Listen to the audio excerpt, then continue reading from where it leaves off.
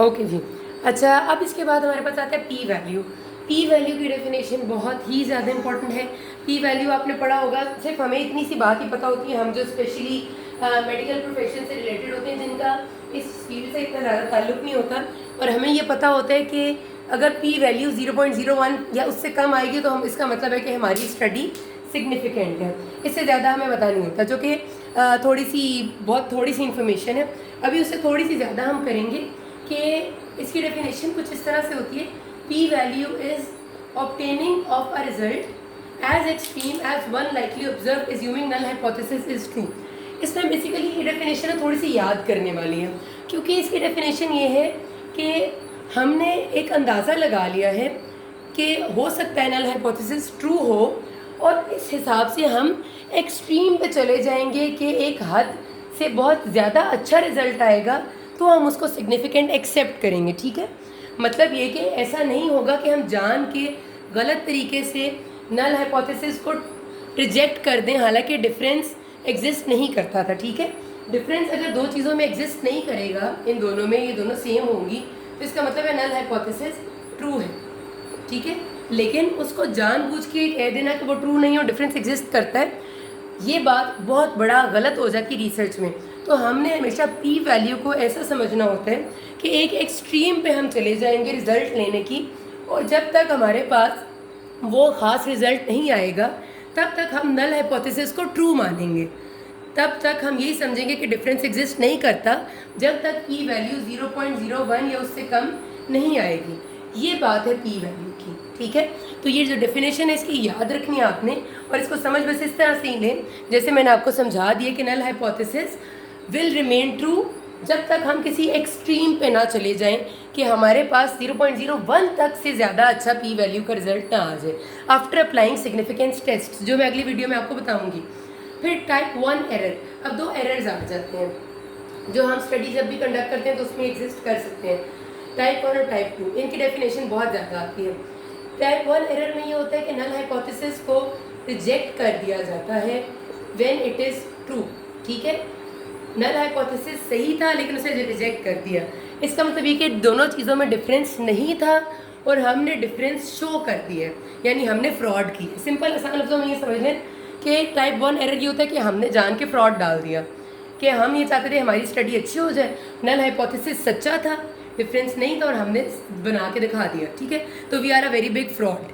ये type 1 error है, और टाइप 1 एरर से हमारी पी वैल्यू को फ़र्क पड़ जाता है, क्योंकि पी वैल्यू कहती थी कि नल हाइपोथेसिस को तब तक मानो जब तक तुम्हारे पास एक्सट्रीम का ठीक रिजल्ट ना आ जाए, तो हमारी पी वैल्यू के अगेंस्ट चला जाता है टाइप 1 एरर। ठीक है, टाइप 1 एरर में सैम्पल साइज से कोई फ़र्क नहीं पड़ता, जितना मर्जी लें जितना मर्जी ना लें, जितने मर्जी लोग हम लें, 1000 लें करोड़ लें, जब हमने गलत कहना है तो कह देना है हमने। ठीक है, अब टाइप 2 एरर इसके ऑपोजिट है।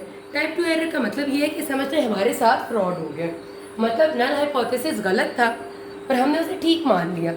मतलब ये कि नल हाइपोथेसिस ये कहता था कि डिफरेंस नहीं है और हमने उसे मान लिया, नल हाइपोथेसिस इज एक्सेप्टेड, हालांकि it was false, difference exist करता था। तो इसको आसान तरीके से याद रखने का ये तरीका कि पहले हमने फ्रॉड किया, हमने डकैती की और हमने गलती से जान के ट्रू वाली चीज़ को गलत कह दिया, दूसरी दफ़ा हमारे साथ फ्रॉड हो गया कि हमने नल हाइपोथेसिस को एक्सेप्ट कर लिया, हालांकि वो गलत था, हालांकि डिफरेंस तो एग्जिस्ट करता था, स्टेटिस्टिकली सिग्निफिकेंट डिफरेंस था दोनों के दरमियान। तो ये टाइप 2 एरर है।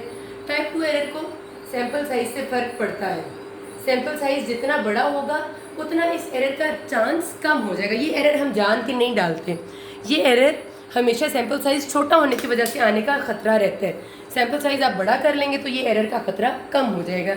इसीलिए कहते हैं जब भी आप कोई स्टडी डिज़ाइन करें तो ज़्यादा से ज़्यादा सैम्पल साइज रखें ताकि एरर्स का रिस्क कम हो जाए। ठीक है, तो ये मोर is the sample size, less is the type 2 error.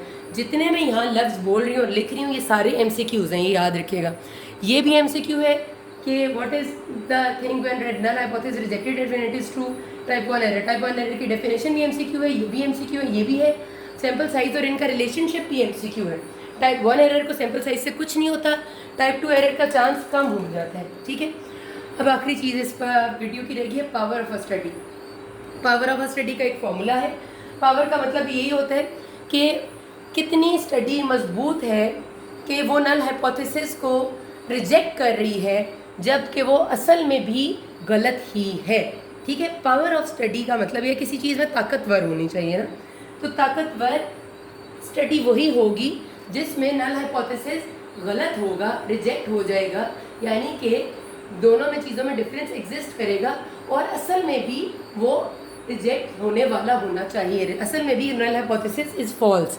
तो ability of a study to reject a null hypothesis when it is actually false, ability of a study. ठीक है, इतनी अच्छी स्टडी आपने की कि उसमें इतनी एबिलिटी थी कि it will be able to reject a null hypothesis when it is actually false. इसका मतलब ये है कि हमारी स्टडी बहुत अच्छी थी, दोनों चीज़ों में डिफरेंस एग्जिस्ट करता था और हमने इतनी स्ट्रॉन्ग स्टडी की कि हम उसको प्रूव कर सके, हमने साबित कर दिया। तो ये पावर ऑफ अ स्टडी है। पावर ऑफ अ स्टडी का फॉर्मूला आपको लाजमी पता होना चाहिए, 1 minus probability of making type 2 error. ठीक है, टाइप 2 एरर की प्रोबेबिलिटी की वैल्यू आपके पास होगी 1 माइनस बीटा या 1 minus probability of type 2 error. Power of study का फॉर्मूला ये बहुत दफ़ा कैलकुलेट करने के लिए आती है। यहाँ पर ये बात खत्म करते हैं, किसी कोई मसला के नाम। Thank you.